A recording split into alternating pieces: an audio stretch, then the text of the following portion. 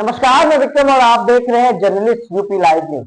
देश दुनिया की तमाम बड़ी खबरों को देखने के लिए हमारे चैनल को तुरंत सब्सक्राइब करें और कमेंट बॉक्स में अपनी अमूल्य राय जरूर दें। आइए आपको दिखाते हैं इस वक्त की सबसे बड़ी खबर।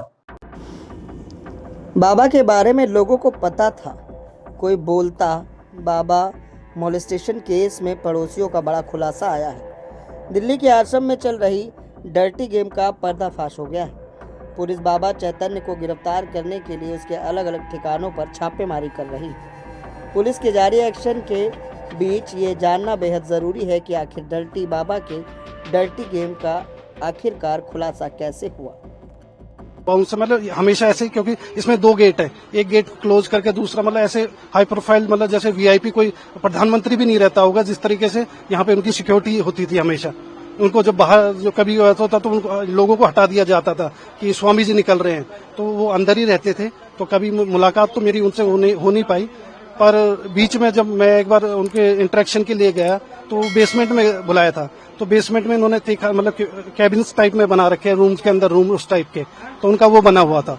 तो उनके बारे में फिर वो ये है कि लोगों को तो पता था कि वो लोग तो किस तरह का अंदर का क्या आपने जो देखा और कैसे बना रखा है वो बताइए। जी, आप अंदर जाओगे, आपको अगर जाने का मौका मिलता है तो आप खुद समझ जाओगे कि एक जैसे वीआईपी मूवमेंट अंदर गेट के अंदर गेट, मतलब एक बहुत टाइट सिक्योरिटी टाइप में रहता है। रूम्स जो बता रहे थे, हाँ जी, बेसमेंट में होता था पहले रूम्स। अभी ये बीच में रेनोवेशन पे भी गया, फिर ये रेंट पे भी आधी बिल्डिंग है, इसमें मठ भी है, तो 3-4 मतलब चीजें चलती थी इकट्ठी।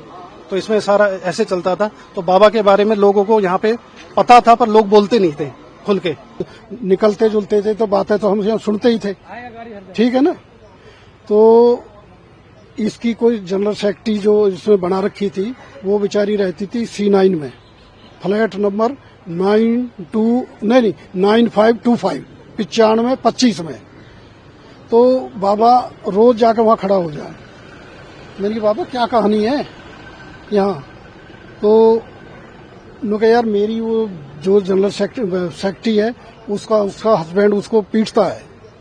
तो मैंने कहा भाई क्यों पीटता है बाबा? उन्होंने कहा पता नहीं क्यों मारता है उसको। तो मैंने कहा बताओ कि आप क्या चाहते हो? उन्होंने कहा उसके हस्बैंड को समझाओ। भैया हम उसके हस्बैंड से मिले। मैंने कहा भाई क्या कहानी है, क्यों झगड़ा करते हो?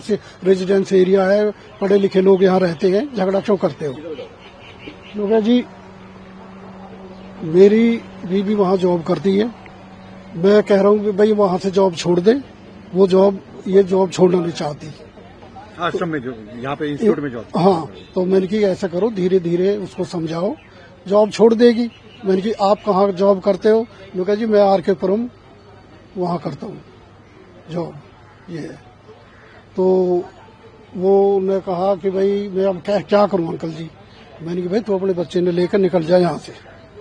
वो अपने बच्चे ने रात को लेकर निकल गया, और इसी ने फिर उस पे आरोप लगा दिया कि मेरी इसमें फाइल थी, मेरे बर्तन थे, फलाना था, इतना मेरे सामान को ले गया। बेचारे की थाने में कंप्लेंट कर दी। उसने जैसे तैसे अपना फैसला कर लिया। उसके बाद में फिर हमारी कोई मतलब ही नहीं। ये तो बाबा के बारे में कभी आपको कुछ पता चला जिस तरह से ये तो सामने आए? यार ये तो रोज यहाँ बच्चे बात करते रहते थे, हम घूमने जाते थे, सुनते थे बस। क्या बात करते थे?